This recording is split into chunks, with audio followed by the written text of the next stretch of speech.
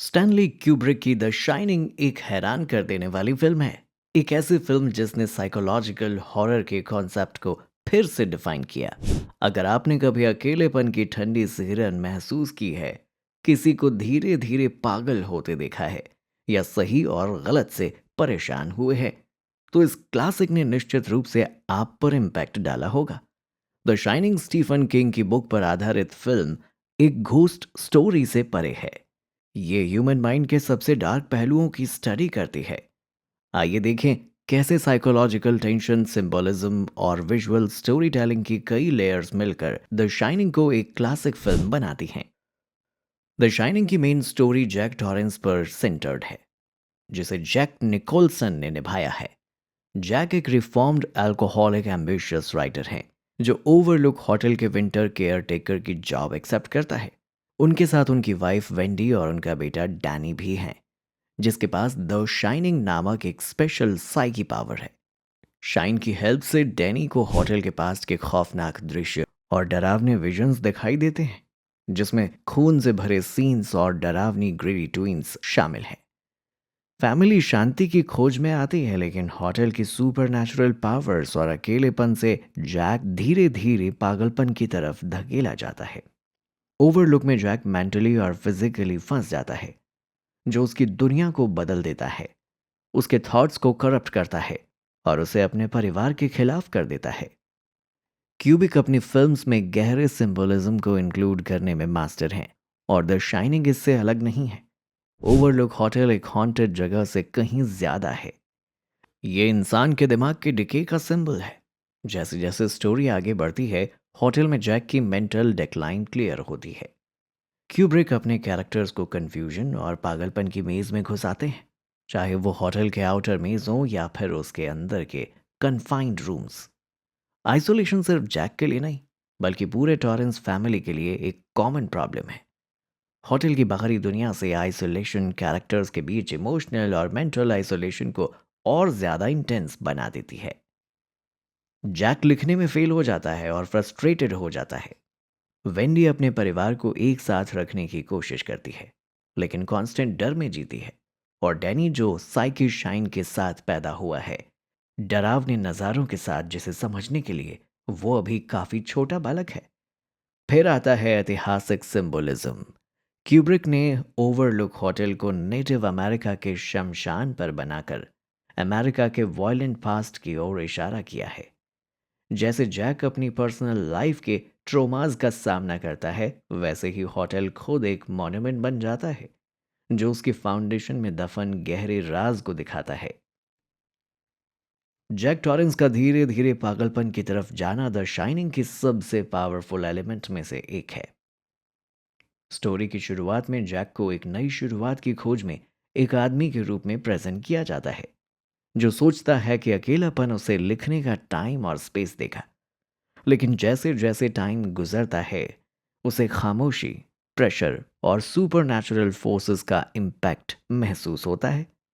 हम देखते हैं कि उसके थॉट्स वॉयलेंट होते जाते हैं, उसका काम नॉनसेंस में बदल जाता है और उसका गुस्सा आउट ऑफ कंट्रोल हो जाता है। निकोलसन का परफॉर्मेंस डरावना और यादगार दोनों है। वो धीरे धीरे एक नाखुश राइटर से एक पागल इंसान में ट्रांसफॉर्म हो जाता है, लेकिन अंत तक ये क्लियर हो जाता है कि उसका मेंटल स्टेट अब कंप्लीटली बस के बाहर हो चुका है। जैक की पर्सनल प्रॉब्लम्स और अकेलापन उसके मेंटल ब्रेकडाउन का कारण बन जाते हैं, और क्यूब्रिक इस बदलाव को खूबसूरती से दर्शाते हैं। द शाइनिंग का विजुअल एस्थेटिक उसकी सबसे खास फीचर्स में से एक है। उस समय क्यूब्रिक का स्टीडी काम का यूज क्रांतिकारी था, स्पेशली उन सीन्स में जहां डैनी अपनी ट्राइसाइकिल होटल के कभी ना खत्म होने वाले हॉलवेज में चलाता है। ये लंबे अनइंटरप्टेड ट्रैकिंग शॉट्स व्यूअर्स को अनईजी बना देते हैं, मानो हम ओवरलुक के काबू में हैं और गहराते जा रहे हैं। क्यूब्रिक ने मोमेंट और स्टिलनेस का यूज कैरेक्टर्स के मेंटल स्टेट को रिप्रेजेंट करने के लिए किया, स्पेशली जैक की पागलपन की तरफ बढ़ती हुई कंडीशन को दिखाने के लिए। क्यूब्रिक का लगाव सिमेट्री के साथ भी ऑब्वियस है। ओवरलुक होटल की इमेज अपनी प्रेशियसली सेंटर्ड फार्मिंग के जरिए सरफेस पर कंट्रोल और ऑर्डर का एहसास देती है। लेकिन इस सिमेट्री से छिपा हुआ जो केओस है, वो और भी इंटेंस हो जाता है। ये एक टेक्निक है जो हमें अनईजी फील कराती है। मानो कुछ भी टूट सकता है किसी भी मोमेंट पर। हर शॉट केयरफुली नाप तोल के लिया लगता है, लेकिन एक अजीब सा अनईजी फील क्रिएट करता है। क्यूब्रिक रिफ्लेक्शंस और मिरर्स का यूज स्पेशली उन मोमेंट्स में करते हैं जहां जैक होटल के सुपरनैचुरल एलिमेंट्स से रूबरू हो रहा है, जैसे भूत या बारटेंडर लॉयड के सीन्स। ये रिफ्लेक्शन विजुअल क्यूज के रूप में काम करते हैं, जिससे हम सोचने पर मजबूर होते हैं कि क्या जैक का नज़रिया रियल है या उसकी अनस्टेबल मेंटल स्टेट का रिजल्ट। जबकि काफ़ी हॉरर मूवीज जंप स्केयर्स पर निर्भर करती हैं, द शाइनिंग साइकोलॉजिकल हॉरर की एक मास्टर क्लास है। क्यूब्रिक खौफ पैदा करते हैं सस्पेंस और आसपास की चीज़ों के जरिए, जो फिल्म के ख़त्म होने के बाद भी लॉन्ग लास्टिंग रहता है। होटल में कुछ बहुत ज़्यादा डिस्टर्बिंग है, ऐसा फील होता है जैसे ये टॉरेंस फैमिली को मॉनिटर कर रहा हो और अटैक करने के परफेक्ट मोमेंट की तलाश में हो। ग्रेडी ट्विंस और मिस्टीरियस रूम 237 की औरत जैसे भूत कभी पूरी तरह एक्सप्लेन नहीं किए जा सकते। क्यूब्रिक बहुत कुछ ऑडियंस की इमेजिनेशन पर छोड़ देते हैं, और यही क्यूब्रिक को जीनियस बनाता है।